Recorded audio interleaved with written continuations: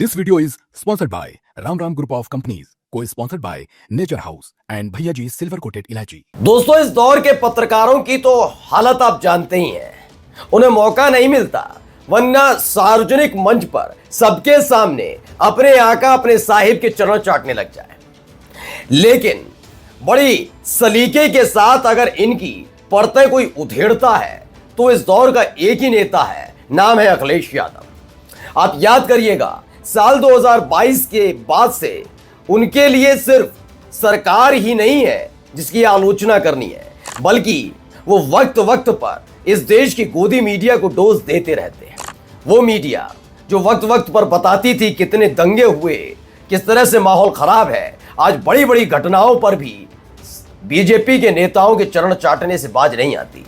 लेकिन एक लाइन में खड़े करके सारे पत्रकारों को, एंकर को ऐसा बुरी तरीके से अगर किसी ने लताड़ा है तो वो अखिलेश यादव है। जी हाँ, खुल्लम खुल्ला पत्रकारों की ऐसी पोल खोली जिसके बाद मुंह छिपाते नजर आए अपने अपने कैमरों के पीछे वो पत्रकार, क्योंकि उनके आकाओं ने, उनके बड़े बड़े एंकरों ने ऐसी हालत खड़ी कर दी है कि हर राह चलता व्यक्ति उन्हें लताड़ता है। आज आपको दिखाने जा रहा हूं अखिलेश यादव ने कैसे न केवल गोदी मीडिया बल्कि एक टुच्चे व्यक्ति की भी हालत खराब कर दी। नमस्कार, मैं हूं प्रज्वल गौतम और आप देख रहे हैं खबर चौक।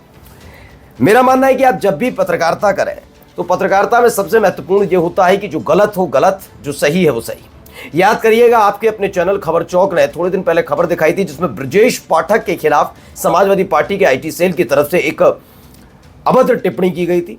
उसको हमने लगातार कहा वो वाकई स्वीकार करने योग्य नहीं है, और हमने ही नहीं, हमारी खबर के बाद आपने देखा अखिलेश यादव ने भी इस पर भारी नाराजगी व्यक्त की थी। उन्होंने कहा था कि समाजवादी पार्टी के आईटी सेल से उम्मीद नहीं थी। खुद अखिलेश यादव का था, उनका कहना था कि मैंने अपने कर्मचारियों से कहा कि इस ट्वीट को न केवल हटाओ बल्कि इस तरह की भाषा शैली का कभी इस्तेमाल ना हो।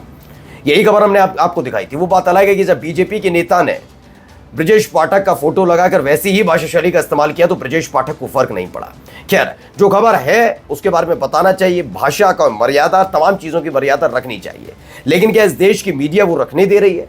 क्या इस देश का मीडिया के साथ साथ जो लुच्चे और टुच्चे बिठा रखे हैं वो उन करने दे रहे हैं? नहीं, क्योंकि हाल ही में आपने देखा कि कांग्रेस के प्रवक्ता हैं सुरेंद्र राजपूत, उनके वो डिबेट में बैठते हैं और बीजेपी का जो प्रवक्ता है प्रेम शुक्ला, वो कितनी गंदी गंदी गालियां देता है। लेकिन जो चैनल थी, आज तक चैनल था, वो दिखाता रहता है, उससे कोई फर्क नहीं पड़ता क्या हुआ क्या नहीं हुआ, जबकि एफआईआर दर्ज करके खुद ही चैनल वालों को एफआईआर दर्ज करानी चाहिए ऐसे लोगों पर। खैर, आगे आते हैं। आज इस बयान को जरा सुनिएगा, एक लाइन में लगाकर कैसे पत्रकारों की जमकर रेल लगाई है दुनिया। आप चैनल वाले तो लाहौर तक जिता दिया था, क्या कराची जिता दिया था? हैं? ये हैं चैनल वाले बैठे, तुमने कौन सा जिताया था बताना? अच्छा, ये कहां तक चले गए थे? नहीं, इनका चैनल कहां तक गया था? अच्छा, इस्लामाबाद चला गया था इनका चैनल। बताइए आप, हद कर दिया आपने, कितना अपमान करवाया देश का।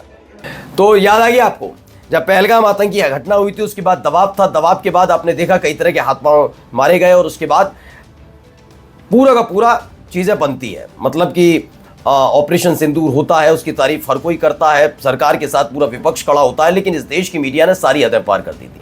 आपने देखा था, लाहौर पहुंच गए, इस्लामाबाद पहुंच गए, ये तमाम चीजें की जा रही थी, किस तरीके से हुड़दंग मचाया जा रहा था, कैसे तमाशे हो रहे थे। यकीन मानकर चलिए कि इस देश की सेना ने जितना शौर्य दिखाया, उस देश का अपमान कराने में हमारे देश की मीडिया ने सबसे ज्यादा अग्रणी भूमिका निभाई।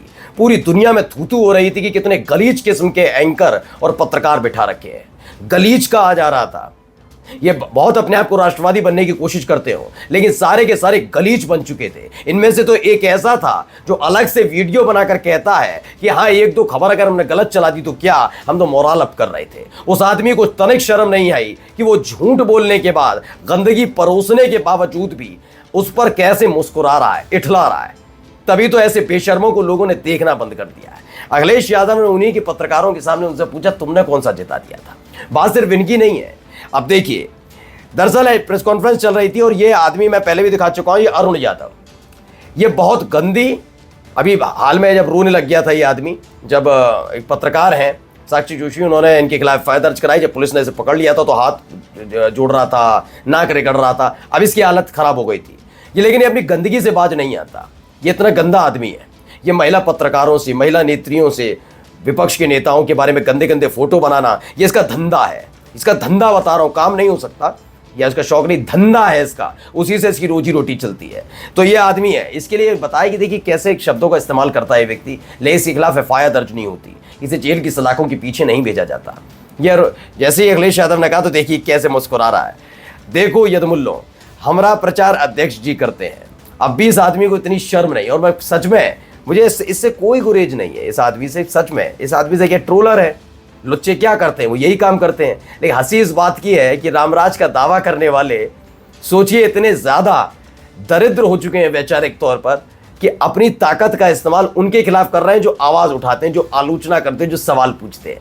ऐसे लुच्चों को बख्श दिया जाता है। नमस्कार। New public inter college Lucknow, admission open. For more information call 0522 282232 और 7755 089585।